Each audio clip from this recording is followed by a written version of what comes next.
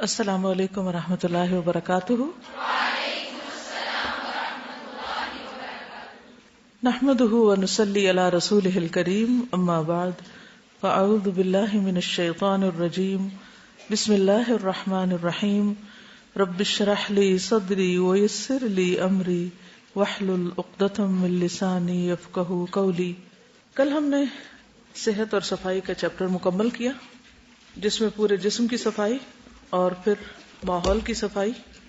ماحول کی صفائی سے متعلق رسول اللہ صلی اللہ علیہ وسلم نے فرمایا کہ اپنے صحنوں کی صفائی کیا کرو، یعنی اوپن ایریا کی، کیونکہ یہود اپنے صحن صاف نہیں کرتے۔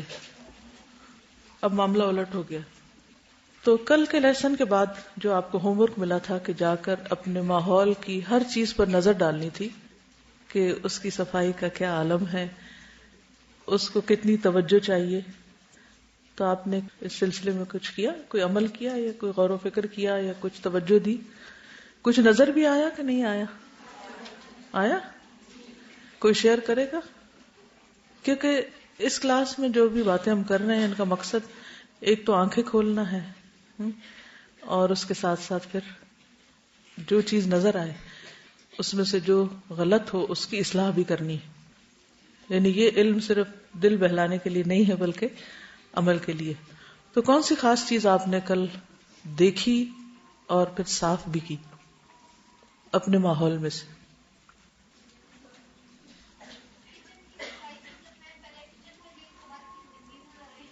گندی نظر آنے لگی۔ بالکل، بہت سی چیزیں بعض اوقات صاف نظر آتی ہیں، خصوصاً اس طرح کے بادلوں والے موسم میں، کیونکہ روشنی کم ہو جاتی ہے تو پھر وہ احساس بھی کم ہو جاتا ہے۔ گرمیوں میں تو اللہ تعالیٰ خوب دھوپ چمکا کے ہر چیز دکھا دیتے ہیں، تو گندگی کا نظر آنا بھی ایک کام ہے۔ اور کہتی ہیں، دادی کہتی تھی کہ گھر میں جالے لگے ہوں تو نحوست کی علامت ہوتے ہیں۔ وہ کیوں؟ یہ توہمات میں سے ہے یا مفہوم کے اعتبار سے؟ گھر والوں کی لیزینس اور غفلت کی طرف توجہ دلاتے ہیں۔ جالے ویران جگہوں پر ہوتے ہیں، جی، تو ویرانی کی علامت ہے، اپنے گھر کی طرف توجہ نہ دینے کی علامت ہے، لیک آف اٹینشن۔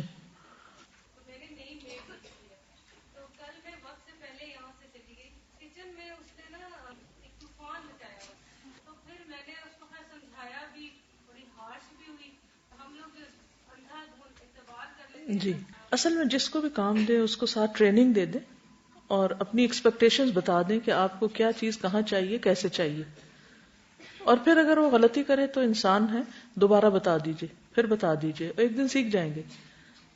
ہم اپنے رہنے کے لیے تو پھر بھی صاف رکھتے ہیں۔ بالکل، اس پر بھی توجہ دینے کی ضرورت ہے کہ جب آپ کمرہ چھوڑیں، گھر چھوڑیں، تو اس کو اس حال میں چھوڑیں کہ دوسرا خوش نہ بھی ہو تو کم از کم پریشان نہ ہو۔ جی جی، صفائی کے علاوہ ترتیب چیزوں میں بہت ضروری ہے، کیونکہ وہ بہت ہیلپ فل ہوتی ہے کہ آپ چھوٹی چیزیں سامنے ہوں، بڑی چیزیں پیچھے ہوں، پھر جلدی سے کام آپ کر لیتے ہیں۔ اور اگر آپ وائس ورسا کریں اور ترتیب نہ دیں چیزوں کو تو خوبصورتی بھی نہیں ہوتی، کیونکہ خوبصورتی میں جو بہت زیادہ چیز میٹر کرتی ہے وہ سائز اینڈ آرڈر ہے، کون سی چیز کا سائز کیا، اس کو رکھا کہاں گیا۔ جب ہم فنکشنز یا پارٹیز پہ جاتے ہیں نا، تیاری کر رہے ہوتے ہیں تو چیزیں ادھر ہے، کپڑے بکھرے ہوئے ہیں، ہر چیز جیولری وغیرہ، تو ہم نہیں پرواہ کرتے۔ تو میری ماما کہتی تھی کہ آپ گھر میں واپس نہیں آنا جیسے چھوڑ کے جا رہے ہو۔ بالکل، تو وہ آرڈر میں کر کے جائیں تو آ کے بھی اچھا لگتا ہے۔ بالکل، آ کے انسان پرسکون نیند سوتا ہے۔ پھر چیزوں کی ترتیب کے لیے ضروری ہے کہ ہر چیز کو اس کی جگہ اسائن کر دی جائے۔ ہم اسائن نہیں کرتے اور پھر ڈم کر دیتے ہیں، اور اس سے بہت گندگی پھیل جاتی ہے۔ سادہ ابھی یہ جو بات کر رہی تھی نا کہ گھر میں واپس نہیں آنا، تو میں جب آج اپنے گھر سے نکل رہی تھی تو ایک نظر میں نے کچن میں دیکھا، اپنے بیڈ روم میں دیکھا، اپنے واش روم کو دیکھا، بچوں کی ساری چیزوں کو دیکھا، اور میں نے بس صرف یہ سوچا کہ کیا پتہ میں اس گھر میں واپس نہ آؤں، تو میں جب نہیں آؤں گی تو میرے بارے میں کیا ذکر خیر کیا جائے گا، میرے پیچھے کیا گواہی ہوگی۔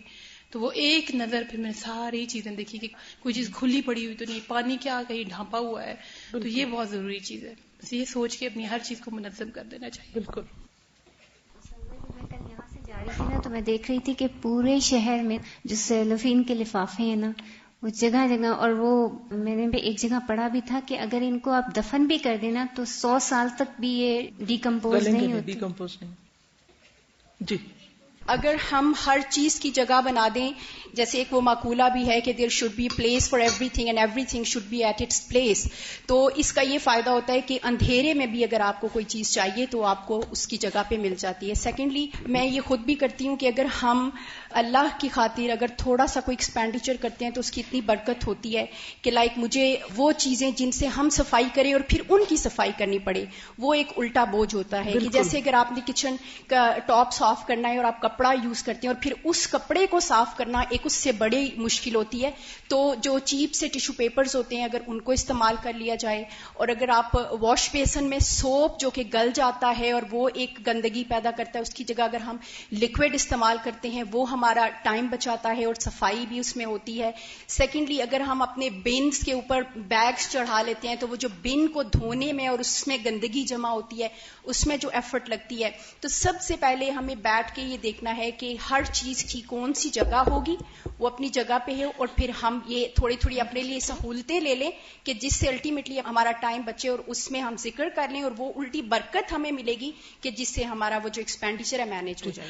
آپ کی اس بات سے میرے ذہن میں یہ خیال آ رہا ہے کہ اگر ہر کلاس میں جو مختلف گروپس ہیں وہ ایک گروپ سٹڈی کے طور پر کچن مینجمنٹ اور اس میں مختلف چیزوں کی صفائی کے طریقے، برتنوں کو صاف کرنے کے طریقے، شیلفز کو صاف کرنے کے، فلور کو صاف کرنے کے، یہ سارے کمپائل کر لیں، لکھ لیں. پھر دوسرے واش رومز کو لے لیں، تیسرے بیڈ روم کو لے لیں، چوتھے اپنے آفس یا لائبریری یا اسکول یا ان کو لے لیں. تو ہر ایک ایٹ لیسٹ 10 ٹپس کم از کم، یا ایک ایک گروپ میں جتنے لوگ ہیں ہر شخص ایک نئی چیز لے کر آئے اور ان سب کو گروپ لیڈر جو ہے وہ کمپائل کر لے اور پھر اس طرح اپنی اسائنمنٹس جمع کرا دے. اس کا فائدہ یہ ہوگا کہ مختلف لوگوں کے جو تجربات ہیں اس سے دوسرے لوگ بھی سبق سیکھیں گے، اور اس میں ٹائم کی بچت اور اس کے علاوہ ریسورسز کی بچت، کہ جیسے اگر لکوڈ یا ٹیشو پیپرز وغیرہ استعمال کرنے ہیں تو اس میں کیا چیز زیادہ بہتر ہے، کس میں پیسے کم لگے گے، کس میں زیادہ لگیں، اور پھر بعض اوقات ہم پیسے بچاتے ہیں لیکن اپنی ہیلتھ کا نقصان کر دیتے ہیں. تو ہیلتھ وائز کون سی چیزیں بہتر ہیں، کیونکہ بعض لیکوڈ جو ہیں وہ ہیلتھ کے لیے اچھے نہیں. جب ہم چھوٹے ہوتے تھے تو لوگ عام طور پر راکھ سے برتن دھوتے تھے، وہ اتنا بہترین طریقہ تھا برتنوں کو صاف کرنے کا کہ اس میں ہیلتھ ہیزارڈ نہیں تھا. اب جتنے کیمیکلز ہم زیادہ یوز کرتے ہیں اس میں ہاتھوں کو بھی نقصان ہوتا ہے بعض اوقات، اور اوور آل کھانے پینے میں وہ چیزیں جب چلی جاتی ہیں تو صحت کو نقصان ہوتا ہے. نمبر 1 کیا کرنا ہے، ٹھیک ہے، یعنی کچن ہے مثلا تو کیا کیا کرنا ہے، کیسے کرنا ہے، کب کرنا ہے. مثلا کچن میں ارلی مارننگ کیا کرنا ہے صفائی کے اعتبار سے، دن کو کیا کرنا ہے، کھانا پکانے کے بعد کیا کرنا ہے، رات کو کیا کرنا ہے، یعنی کون کون سی چیزیں ہونی چاہیے، ٹھیک ہے، کیا کرنا ہے، کب کرنا ہے، کیسے کرنا ہے، کس نے کرنا ہے، کون کرے گا، یعنی سب کچھ امی کے لیے ہے. اس کے بھی آپ کو طریقہ پتا ہونا چاہیے کہ کس طرح ڈیوٹیز کی تقسیم ہو. صبح میں اگر بڑی بہن نے کرنا ہے، دوپہر میں کسی اور نے کرنا ہے، شام میں کسی اور نے کرنا ہے. اگر آپ کے پاس ہیلپرز ہیں، 1 ہے، 2 ہیں، 3 ہیں، ہر ایک کا اپنے حالات ہیں، یا گھر میں افراد زیادہ ہیں تو ہر ایک کی کیا ریسپانسبلٹی ہے یہ آپ لوگ خود آپس میں ڈسکس کر کے مینج کریں گے. سمجھ آ گیا کام؟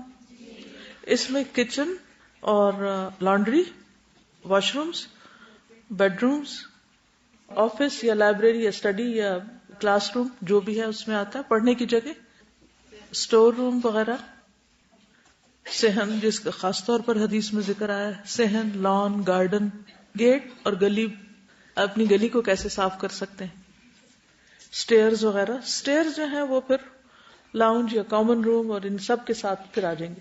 تو ایک تو یہ ہے کہ ایک ایک گروپ میں بانٹ دیجئے، ہر ایک کلاس انچارج یا جو سبجیکٹ انچارج ہیں وہ خود ڈیسائیڈ کر لیں. دوسرا یہ ہے کہ اگر زیادہ گروپس ہیں تو 2 گروپس کو ایک ہی کام دیا جا سکتا ہے، پھر ان دونوں کو بھی کمبائن کیا جا سکتا ہے. سمجھ آ گئی؟ تو ہر ایک کی ایکسرسائز کرے. اس سے کیا ہوگا کہ ایک تو آپ دوسروں کے ساتھ اپنا نفع مند علم شیئر کریں گے تو ان کو فائدہ ہوگا، اور دوسرا یہ ہے کہ جب تک آپ کو اپنا گھر مینج کرنا نہیں آتا، ہوم مینجمنٹ نہیں آتی، آپ دین کا کام بھی نہیں کر سکتے. کیونکہ الحمدللہ باہر نکلنے سے پہلے جب گھر کو لک آفٹر کیا تو گھر والوں نے بھی خوشی سے باہر جانے دیا. جب ہم خصوصی طور پر جیسے ینگ گرلز ہیں آپ گھر میں کسی قسم کا کوئی تعاون نہیں کرتے کسی سے, نہ کچن میں ہیلپ کرتے ہیں, نہ صفائی میں ہیلپ کرتے ہیں, نہ واشنگ میں ہیلپ کرتے ہیں, نہ کسی اور چیز میں, تو سارا وقت یا کتاب لے کے بیٹھے رہتے ہیں یا پھر آپ پڑھنے چلے جاتے ہیں یا پھر پڑھانے چلے جاتے ہیں. تو اس سے جو آپ کی پوری فیملی ہے, جو خاندان ہے, یا جو خود آپ کے کلوز ریلیٹیوز ہیں, ایون آپ کے بچے اور آپ کے شوہر, وہ آپ کے اس عمل کو کس طرح دیکھتے ہیں اور اس سے دین کی کیسی تعلیم اور تبلیغ ہو رہی ہے, اس کا بھی جائزہ لیجیے. اور یہ بات بھی یاد رکھیے, کیا یہ کام کرنا عبادت میں شامل ہے یا نہیں ہے؟ یعنی یہ ساری چیزیں ہم کیوں کر رہے ہیں؟ مثلا آپ کچن میں کھڑی ہیں, برتن دھو رہی ہیں, اپنے آپ سے خود باتیں کیا کریں, سوال کیا کریں, میں کیوں برتن دھو رہی ہوں؟ ایک ہوتا ہے کہ انسان ادھر سے ٹیپ کھولے, ادھر سے آنسو کی ٹیپ کھول لے, روئے ساتھ کہ مجھے کیوں دھونے پڑ گئے, سارے بیٹھ کے باتیں کر رہے ہیں, میں یہاں کر رہی ہوں یہ کام. اور ایک یہ کہ میں کیوں دھو رہی ہوں, میں یہ صاف کیوں کر رہی ہوں, میں فلور کیوں صاف کر رہی ہوں, میں کیبنٹ کو کیوں آرگنائز کر رہی ہوں, میں جالے کیوں اتار رہی ہوں. کچن کی جالی جس کے اوپر, یا ایگزاسٹ فین جس پر مکھیاں بھی بیٹھتی ہیں اور گرد و غبار بھی ہوتا ہے, اور تیل وغیرہ کا جو چینٹے ہیں وہ بھی سب اس میں چلے جاتے, تو وہ مل جل کے کیا بن جاتی ہیں؟ بالکل موٹی سی تہ میل کی بن جاتی, اور پھر اس میں سے جو ہوا چھن کے آتی ہے وہ ہم انہیل کر رہے ہوتے ہیں. تو یہ ساری چیزیں میٹر کرتی. میں آج دیکھ رہی تھی تعلیم القرآن کے ہال میں جگہ خالی تھی دونوں طرف, 2-3 دن سے میں نوٹ کر رہی تھی. تو میں سوچ رہی تھی کہ میں پوچھوں گی کہ کیا ہوا, کلاس سمٹ کیوں گئی ہے. تو میں نے انچارج سے آج بات کی کہ مجھے ڈیٹا چاہیے کہ جو لوگ گئے ہیں وہ کس بنا پہ گئے ہیں. تو انہوں نے بتایا کہ موسٹلی یا گھر والے بیمار ہیں یا خود بیمار ہیں. یعنی سب سے بڑی ریزن, کسی کی کوئی پرسنل ریزن بھی ہوتی, شادی ہو جاتی, کوئی اور وجہ ہوتی, لیکن جو نمبر 1 ٹاپ پہ ریزن ہے وہ بیماری ہے. کیا یہ الارمنگ سچویشن نہیں کہ ہماری بیماری نے ہمیں اتنی بڑی خیر سے محروم کر دیا کہ ہم قرآن پڑھنے کے قابل نہ رہے؟ یہ جو کام آپ کر رہے ہیں یہ معمولی کام نہیں ہے, بہت معزز اور محترم کام ہے. اللہ نے آپ لوگوں کو چنا ہے اس کے لیے کہ آپ اس کی کتاب کو پڑھیں اور دن کا ایک بڑا حصہ اس کے ساتھ گزاریں. نو میٹر واٹ, کوئی بھی ریزن ہے اس کی وجہ سے آپ یہ کام نہیں کر پا رہے یا اس سے ہٹ گئے, کچھ اور کام میں جا لگے, تو آپ کس سے دور ہوئے؟ ہوا خیر مما یجمعون سے. دنیا میں جتنے بھی اور لوگ کیا کچھ کر رہے ہیں, جابز کر رہے ہیں یا اور دنیا کی پڑھائیاں کر رہے ہیں, ان سب سے بہتر کام ہے سب سے پہلے قرآن کو سمجھ لیں, اور اٹس ینگ ایج میں. تو ابھی سے آپ اپنی آخرت کی تیاری اور اس کو پراپر طریقے سے بلڈ کر سکتے ہیں. اور اگر علم نہیں تو کیا, آپ اندھیرے میں ہیں. اور ابھی جیسے لائٹ جاتی ہے رات کو یا دن کو, تو آپ نے دیکھا ہوگا جب اندھیرا ہو جاتا ہے تو اپنا ہاتھ نظر نہیں آتا. اس کا مطلب یہ ہے کہ جب علم نہیں ہے تو ہمیں اپنی بھی پہچان نہیں ہے, نہ اپنی پہچان, نہ رب کی پہچان, نہ زندگی گزارنے کا طریقہ معلوم. تو ہم کتنی بڑی خیر سے محروم ہو رہے ہیں, اور اس کی ریزن یہ ہو کہ ہم بیمار ہوں. بیماری ہم سے یہ سب کچھ چھڑا لے. تو سوال یہ پیدا ہوتا ہے کہ بیماری کیوں بیمار ہیں ہم, اس کی کیا وجہ ہے؟ کیا ہماری غذا ٹھیک نہیں؟ کیا ہمارا ماحول ٹھیک نہیں؟ کیا ہماری عادتیں ٹھیک نہیں؟ کہاں کمی ہے؟ اور ہمیں چھوٹی چھوٹی بیماریوں سے نبٹنے کے طریقے معلوم نہیں. بعض اوقات ہم خود بیمار نہیں ہوتے, پیرنٹس ہو جاتے ہیں یا بچے ہو جاتے ہیں, ان کی وجہ سے نہیں آ سکتے. تو بچے بیمار ہیں تو وہ کیوں بیمار؟ کیا کھوج نہیں لگانا چاہیے؟ کیا بیماری ایک نارمل حالت ہے, ایکسپشنل چیز ہے؟ ٹھیک ہے, سال میں 1 دفعہ ہر کوئی بیمار ہو جاتا ہے, موسمی تبدیلی اور چیزوں کی وجہ سے, لیکن اوور آل پھر زندگی میں کسی بھی قسم کا سٹریس نہ لے سکنا, تو ہم اپنے ساتھ زیادتی نہیں کر رہے. کون سا مومن اللہ کو زیادہ محبوب ہے؟ المؤمن القوی خیر و احب الی اللہ من المؤمن الضعیف. تو اس لیے ہم سب کے لیے ضروری ہے کہ ہم اسباب بھی جانیں اور ان کا علاج بھی کریں. آپ کی صحت صرف آپ کی صحت نہیں, آپ کے پورے خاندان کی صحت ہے. آپ کی عبادت, آپ کی تعلیم حاصل کرنا یا سکھانا یا باقی سارے کام آپ کی صحت کے ساتھ وابستہ ہیں. اسی لیے کہتے ہیں نا کہ جان ہے تو جہان ہے. کھانے کا مزہ, پہننے کا مزہ, کسی سے میل ملاقات کا, ہر چیز کا اس کے ساتھ بندھا ہوا ہے کہ آپ کی صحت کی حالت کیسی ہے. اور پھر اس ینگ ایج میں, عمر کے ساتھ ساتھ بڑھاپا بذات خود ہی ایک بیماری بن جاتا ہے. لیکن اگر اس عمر میں یہ حال ہے تو بڑے ہو کر کیا کریں گے؟ ہم کیا کر پائیں گے؟ کیا ہم معذوری کی زندگی بسر کریں گے؟ کیا ہم دوسروں کے محتاج ہی رہیں گے؟ دوسروں پر ایک بوجھ بن کے جئیں گے، اور پھر لیٹ کے پڑھیں گے ان صلاتی و نسکی و محیایا و مماتی للہ رب العالمین، نہ کچھ کیا نہ کسی کو کچھ دیا اور للہ رب العالمین کے دعوے کرنے لگے ہیں.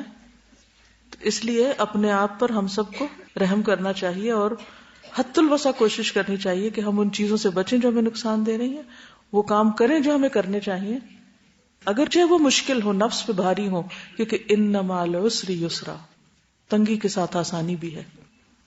کوئی کچھ کہنا چاہے ورنہ میں آگے چلوں گی. جی آپ کچھ کہہ رہی؟ استاذہ، دو ایسی انسانی عادات بھی ہیں جو ماحول کو بھی آلودہ کرتی ہیں اور دوسروں کو بیمار بھی کرتی ہیں، ایک چھینکنا اور دوسرا جمائی لینا. تو چھینکنے کے بارے میں پڑھ رہی تھی کہ جب انسان چھینکتا ہے تو اس کے اندر سے 1 لاکھ تقریباً جراثیم نکلتے ہیں. 1 لاکھ؟ جی تقریباً 1 لاکھ. تو اسی وجہ سے ہمیں چھینک کے بعد الحمدللہ کہنے کے لیے کہا گیا ہے، کیونکہ اتنی زیادہ بیماریاں پیدا کرنے والے جراثیم جب ہمارے اندر سے نکل آتے ہیں تو اس پہ پھر اللہ کا شکر ادا کرنا چاہیے. دوسرا، نبی صلی اللہ علیہ وسلم کا جو چھینک کے وقت طرز عمل تھا کہ وہ اپنی آواز بہت پست رکھتے تھے اور دوسرا کپڑا جو ہے وہ آگے رکھتے تھے. تو جبکہ ہمارا طرز عمل اس سے بالکل اپوزٹ ہوتا ہے کہ منہ کھلا ہوتا ہے اور وہ 1 لاکھ جراثیم جو ہے وہ ہم دوسروں تک منتقل کر رہے ہوتے ہیں، ماحول کو بھی خراب اور آس پاس کے لوگوں کو بیمار کر رہے ہوتے ہیں. اور اسی طرح جمائی کے بارے میں بھی ہے کہ جب انسان جمائی لیتا ہے تو جب ہم ہاتھ نہیں رکھتے تو وہ کاربن ڈائی آکسائڈ باہر نکلتا ہے، جو اس کی گندی ہوا ہے وہ بھی بیمار کرنے کا باعث بنتی ہے. اور حدیث کی روح سے جو اسلام میں ہمیں اس کا ملتا ہے کہ جب انسان جمائی لیتا ہے تو شیطان ہنستا بھی ہے اور دوسرا اس کے اندر بھی داخل ہو جاتا ہے.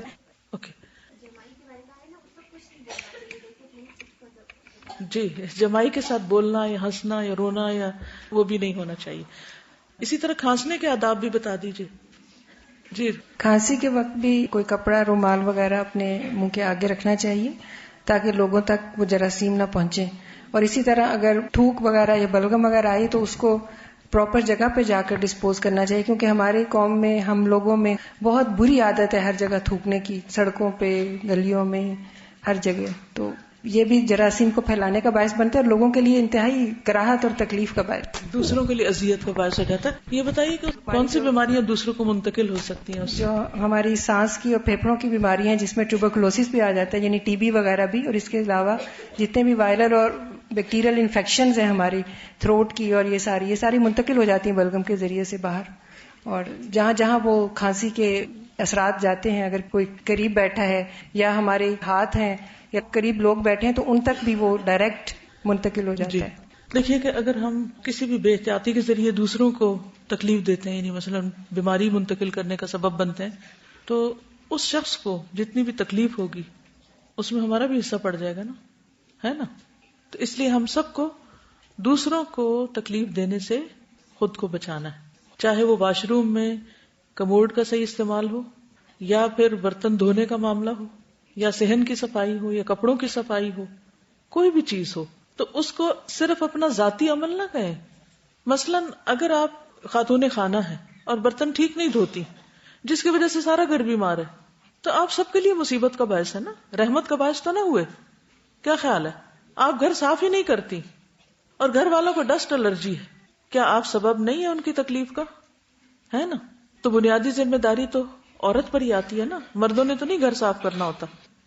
بہت سے لوگ جیسے جھاڑو لگاتے ہیں نا، سامنے سے لگا لیں گے، بیڈ کے نیچے سے، کونے کھدرے سے، کبھی نہیں توفیق ہوئی کہ ان کو ہلا کے الگ کر کے تھوڑا وہاں سے بھی کوڑا کرکٹ نکال لیں. اسی وجہ سے شفٹنگ کے بعد جو گند مچتا ہے وہ اسی چیز کا ہوتا ہے.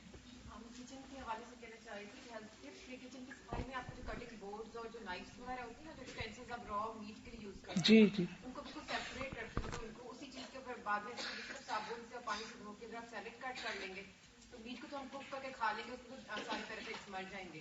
مگر جو سیلیڈ تو ہم نے را ہی کھانا ہے نا، تو اس پہ وہ ساری پیراسائٹس لگ جاتی ہیں. بالکل، انہوں نے بہت کام کی بات بتائی ہے جس کا عام طور پر ہمیں دھیان بھی نہیں جاتا. بعض اوقات یہ بھی ہوتا ہے کہ کوئی جانور بیمار ہوتے ہیں. اب جو بازار سے گوشت آتا ہے یا مرغی بھی اگر خود بھی ذبح کرے تو ہمیں نہیں پتا ہوتا بعض اوقات کہ وہ اس نے کیا کھایا ہوا ہے یا کیا بیماری ہے اس کو. اب اس کا جو میٹ ہم کٹنگ بورڈ پہ کاٹتے ہیں چھری وغیرہ، اور پھر اس کے بعد یہ کہ اسی چھری سے ہم سبزی اسی بورڈ پہ کاٹنا شروع کر دیتے ہیں. تو گوشت تو ہم پکا کے کھائیں گے، لیکن کچا سیلڈ جو ہے وہ را سیلڈ ایسے ہی کھا لیں گے، اور وہ بیکٹیریا اس کے ساتھ جسم میں اگر چلا گیا تو وہ کئی بیماریوں کا باعث بن سکتا ہے. تو یہ چھوٹی چھوٹی سلیقے کی احتیاط کی باتیں ہیں جن کے اوپر ہم توجہ نہ دیں تو خود بھی سفر کرتے ہیں اور دوسروں کو بھی تکلیف پہنچاتے ہیں. ٹھیک ہے نا. تو مجھے امید ہے کہ گروپ سٹڈی میں ہر کلاس جتنے بھی اسٹوڈینٹس ہیں، جتنے بھی گروپ انچارجز ٹیچرز ہیں، سب اپنے اپنے تجربات شیئر کریں گے اور ان معلومات کو کوشش کریں کہ ہم کمپائل کر کے پرنٹ ہی کرا دیں تاکہ آپ سب کی آئندہ زندگی کی آسانی کے لیے کام آئے. ایک اور چیز جو کچن میں ہوتی ہے وہ کوڑے کا ڈسپوزل ہے. کوڑے کو کہاں ڈالا جاتا ہے، پھر کوڑا کب اٹھایا جاتا ہے، اور اس کے اندر جو کاکروچز اور چوہے وغیرہ کی پرورش ہے اس کی وجہ سے بہت سی بیماریاں پھیلتی ہیں کیونکہ وہ کیری کرتے ہیں ادھر سے ادھر. جی. اور پچھلے دنوں یہ ہاسپٹلز میں شامت آئی ہوئی تھی کیونکہ پیمز میں کہیں ان کے چوہوں کی بہت زیادہ تعداد ہوگی اور انہوں نے نیو بورن کو کاٹ لیا تھا چوہوں نے. تو یہی ہوتا ہے کہ کچن سے یوزلی یہ چیز اسپریڈ ہوتی ہے. دیکھیے اگر ہم سنت پر عمل کریں، رات کو ہر برتن الٹا کریں، سنک میں کوئی چیز نہ چھوڑیں. بعض اوقات ہم سنک دھو لیتے ہیں لیکن سنک کی جالی کے اوپر کیا چھوڑ دیتے ہیں، کوئی گوشت کا ٹکڑا، کوئی ہڈی، کوئی بھی اس طرح کی چیز. اب کیا ہوتا ہے، ہم نے تو دھو لیا سب کچھ، صرف اس سے ایک نالی کو صاف نہ کرنے کی وجہ سے کیا ہوا، کاکروچز پیدا ہوئے اور چوہے وغیرہ باقی چیزیں، اور پھر وہی ہمارے برتنوں میں بھی پھر جاتے ہیں کیونکہ کھلے چھوڑے ہوئے ہوتے ہیں. تو اس طرح بیماریاں ٹرانسمٹ ہوتی ہیں.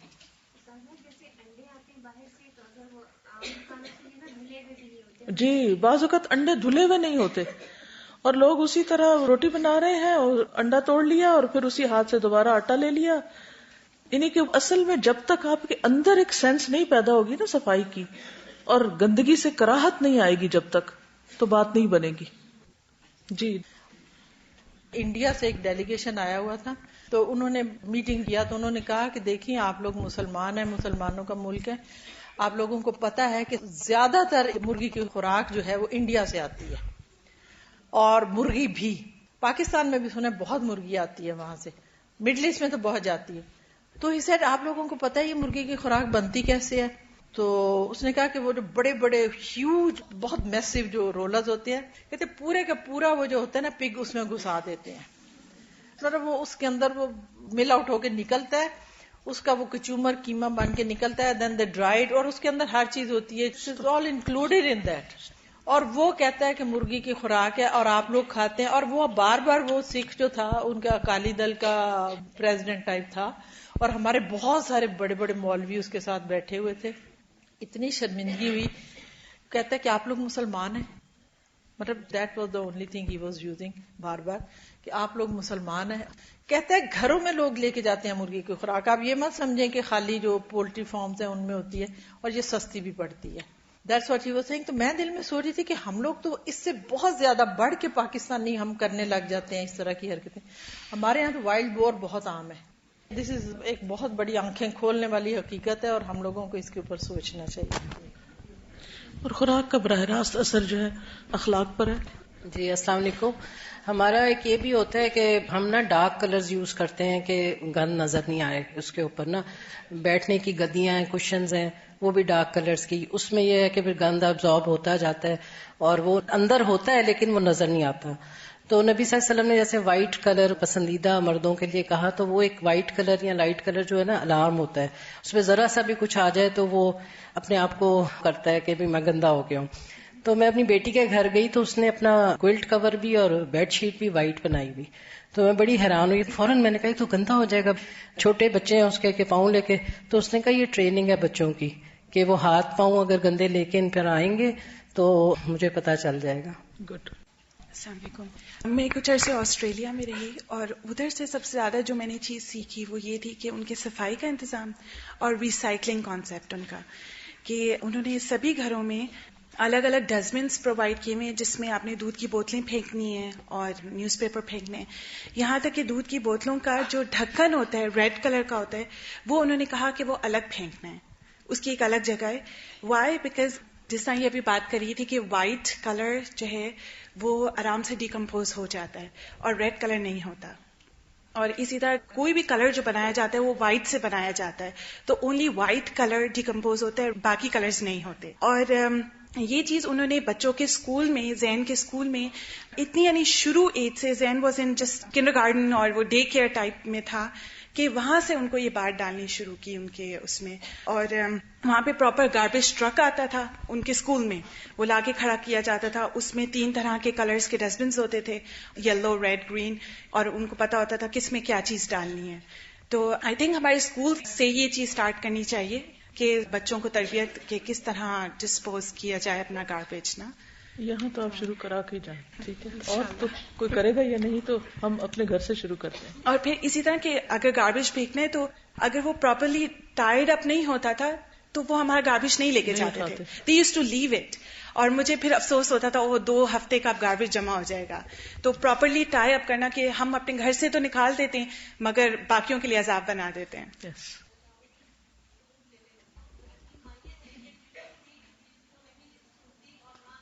اور اسی طرح بھاگ جاتی ہیں دودھ لینے کے لیے یا کوئی بھی چیز لینے کے لیے, اور اس میں پھر کوئی پتہ نہیں ہوتا آپ کو کہ رات کو کیا چیز پھر کے گئی ہے. بالکل. اور وہ نقصان دے سکتی ہے. اسی طرح جب روٹی بناتے ہیں تو اس کا جو خشک آٹا ہوتا ہے وہ شیلف کے اوپر بہت زیادہ بکھرا ہوتا ہے, اوون پہ بھی, شیلف پہ بھی بکھرا ہوتا ہے. اور آپ یقین کریں لائٹ بجھا دیں, اس کے بعد آپ آ کے دیکھیں کتنے لال بیگ اس پہ ہوں گے. اور پھر دوبارہ آ کے دوبارہ اسی پہ روٹی بنا دی جاتی ہے. اور اگر ان چیزوں کی طرف کسی کو دھیان دلایا جائے تو وہ یہ کہتے ہیں کہ یہ چھوٹی چھوٹی چیزیں ہیں جن میں انٹرفیئرنس ہوتی ہے, ایسے کیوں تنگ کیا جاتا ہے. اب میں نے آپ کو اوپن ہینڈ دیا ہے, اپنے اپنے گروپ میں 100 باتیں لکھیں اور جتنا کچھ آپ اس میں ڈال سکیں ڈالیں, تاکہ پراپر چیز ایک تیار ہو جائے اور سب کا فائدہ ہو, عمل کے قابل بھی ہو. اور پھر ایک اور بات ہے, کچھ عرصے کے بعد بھولنے لگیں گے. جو کام جس طرح کا آپ یاد رکھنا چاہے چھوٹے چھوٹے چیزوں پر لکھ کر, کچھ چیزیں فریج کے اوپر کہ فریج کی صفائی فلاں دن کرنی ہے, اس میں یہ چیز نہیں رکھنی, یہ نکالنی, وہی اسٹیکر لگا دیں. اسی طرح باقی جگہوں پر بھی اگر آپ کا حافظہ کمزور ہے تو انسٹرکشنز اپنے لیے لکھ کے لگا لیں گھروں میں, ٹھیک ہے. چلیے ہم تھوڑا سا آگے بھی پڑھ لیتے ہیں.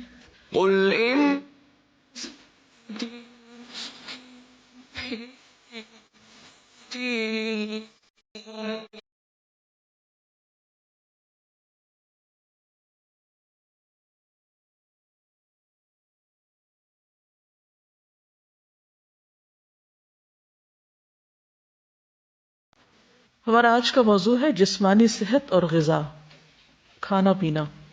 سب سے پہلی بات, ایمان والوں کو حلال اور طیب کھانے کا حکم دیا گیا ہے.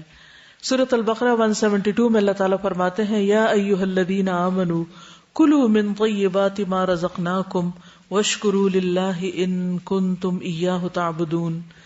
اے لوگو جو ایمان لائے ہو, ان پاکیزہ چیزوں میں سے کھاؤ جو ہم نے تمہیں عطا کی ہیں, اور اللہ کا شکر ادا کرو اگر تم صرف اس کی عبادت کرتے ہو.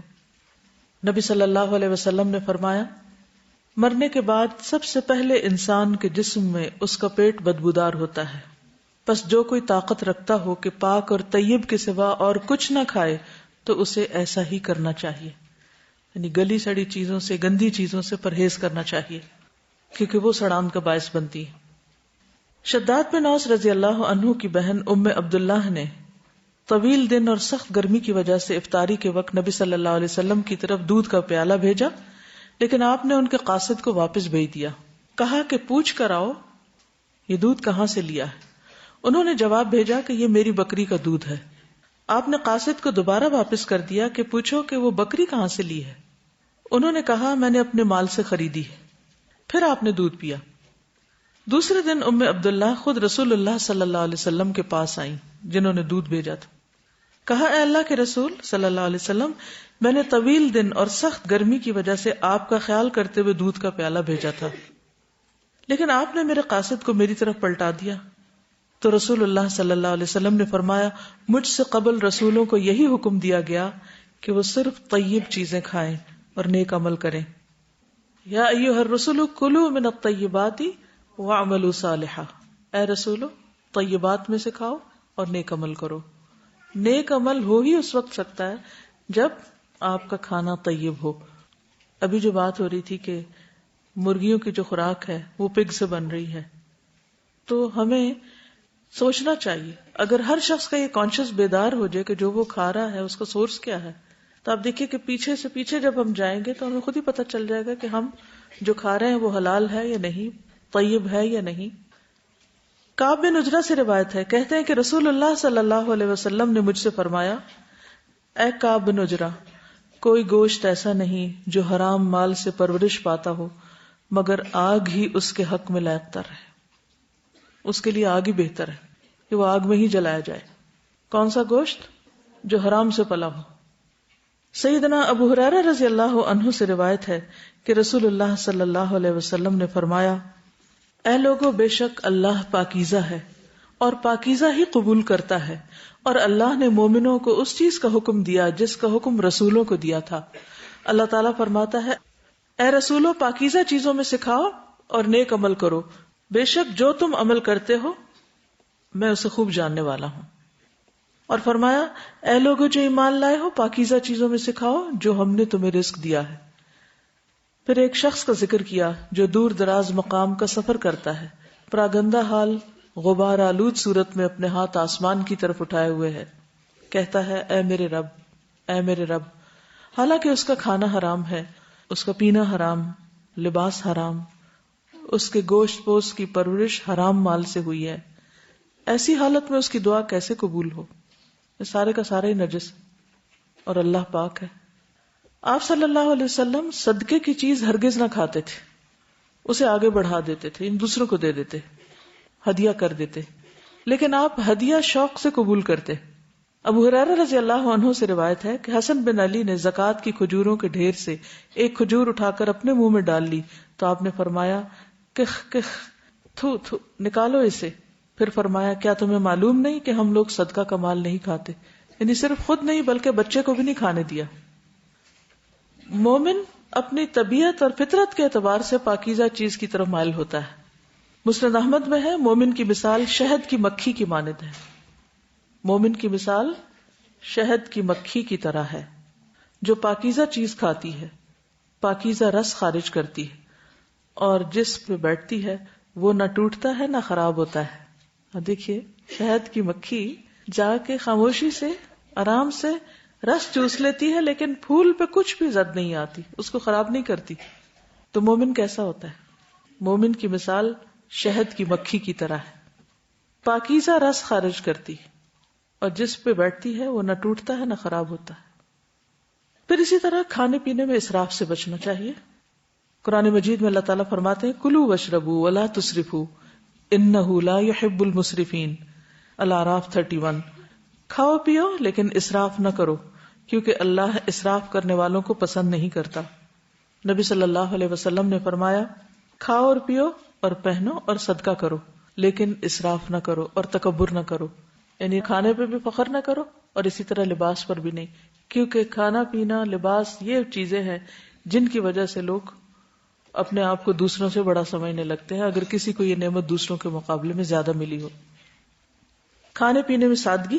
حضرت انس فرماتے ہیں، میں نہیں جانتا کہ نبی صلی اللہ علیہ وسلم نے کبھی پتلی روٹی دیکھی ہو، چپاتی، یہاں تک کہ آپ اللہ سے جا ملے، اور نہ آپ نے کبھی مسلم بھنی ہوئی بکری دیکھی کہ پوری کی پوری بکری ایک ہی طرح تیار کر دی جائے کھانے کے لیے۔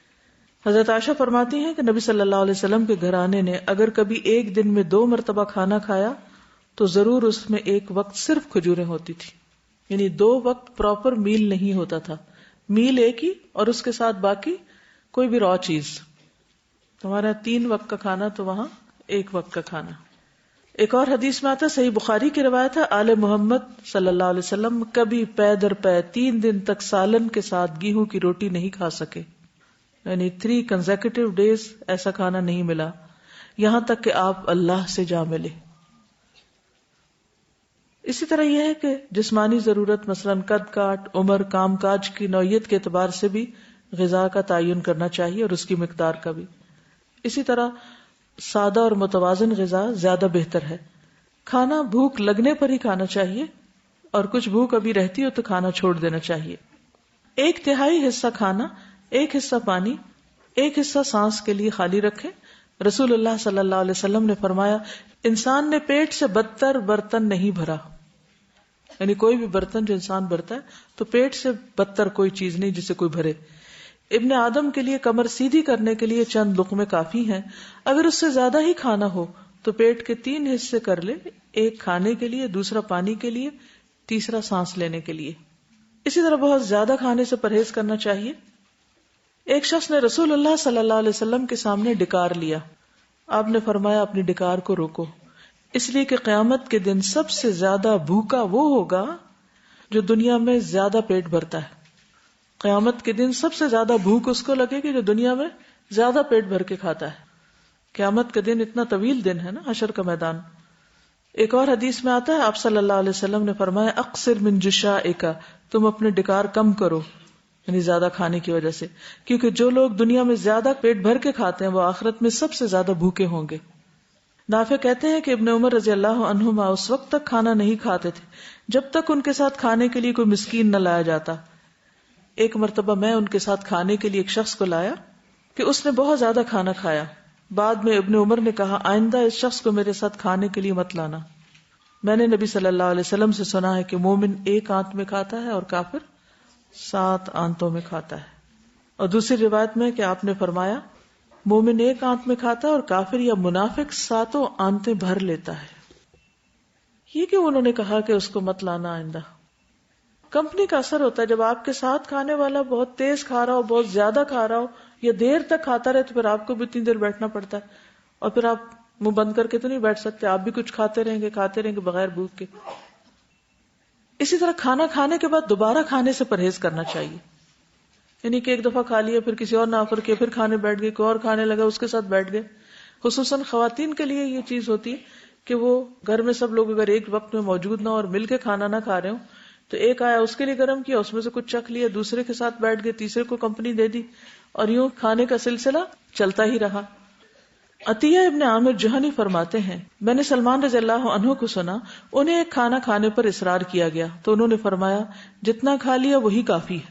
میں نے رسول اللہ صلی اللہ علیہ وسلم کو یہ فرماتے ہوئے سنا ہے جو لوگ دنیا میں زیادہ سیر ہونے والے ہیں قیامت کے دن زیادہ عرصے تک بھوکے رہیں گے، یعنی حشر کے میدان میں. صرف لذت کے لیے نہیں کھانا چاہیے، یعنی صرف ٹیسٹ کے لیے، کیونکہ بہت سا جنک فوڈ کس لیے کھایا جاتا ہے؟ صرف مزے کے لیے. قرآن مجید میں آتا ہے وَإِذْ قُلْتُمْ يَا مُوسَىٰ، پڑھیے آگے، لَن نَّصْبِرَ عَلَىٰ طَعَامٍ وَاحِدٍ فَادْعُ لَنَا رَبَّكَ يُخْرِجْ لَنَا مِمَّا تُنبِتُ الْأَرْضُ مِن بَقْلِهَا وَقِثَّائِهَا وَفُومِهَا وَعَدَسِهَا وَبَصَلِهَا قَالَ أَتَسْتَبْدِلُونَ الَّذِي هُوَ أَدْنَىٰ بِالَّذِي هُوَ خَيْرٌ فَإِنَّ لَكُم مَّا سَأَلْتُمْ. اور آگے وَضُرِبَتْ عَلَيْهِمُ الذِّلَّةُ وَالْمَسْكَنَةُ وَبَاءُوا بِغَضَبٍ مِّنَ اللَّهِ. جو قومیں صرف کھانے کے لیے زندہ رہتی اور کھانے میں صرف ٹیسٹ ہی ان کا مقصود ہے تو پھر وہ ذلت کا شکار ہو جاتی ہیں الٹیمیٹلی، کیونکہ انہوں نے صرف مزے مزے کے کھانوں کو ہی اپنا مقصد زندگی بنا رکھا ہے، وہ اسی کے لیے جیتے. نتیجتاً نہ عبادت کے لیے وقت ہے اور نہ ہی پھر کسی بڑے مقصد کے لیے کچھ کرنے کو وقت ہے. جب تم نے موسیٰ سے کہا اے موسیٰ ہم ایک ہی طرح کے کھانے پہ صبر نہیں کر سکتے، روز ایک ہی کھانا، لہٰذا ہمارے لیے اپنے رب سے ان چیزوں کی دعا کیجیے جو زمین سے پیدا ہوتی ہیں، جیسے اس کی ترکاری، ککڑی، گندم، مسور، پیاز. موسیٰ علیہ السلام نے کہا کیا تم بہتر چیز کے بدلے گھٹیا چیز تبدیل کرنا چاہتے ہو؟ بہتر چیز کون سی تھی؟ من و سلوہ. اسی طرح طرح کے کھانے کی طلب سے بچنا چاہیے. نبی صلی اللہ علیہ وسلم نے فرمایا میری امت میں ضرور وہ لوگ ہوں گے جو طرح طرح کے کھانے کھائیں گے، رنگ برنگ کے مشروب پیئیں گے، طرح طرح کے کپڑے پہنیں گے اور گفتگو میں بے احتیاطی کریں گے. ایسے لوگ میری امت کے بدترین لوگ ہیں. آپ نے فرمایا میری امت کے بدترین لوگ وہ ہوں گے جو نعمتوں میں پیدا ہوئے. وآخر دعوانا ان الحمد للہ رب العالمین. سبحانک اللہم وبحمدک اشہد ان لا الہ الا انت استغفرک واتوب الیک. السلام علیکم ورحمۃ اللہ وبرکاتہ.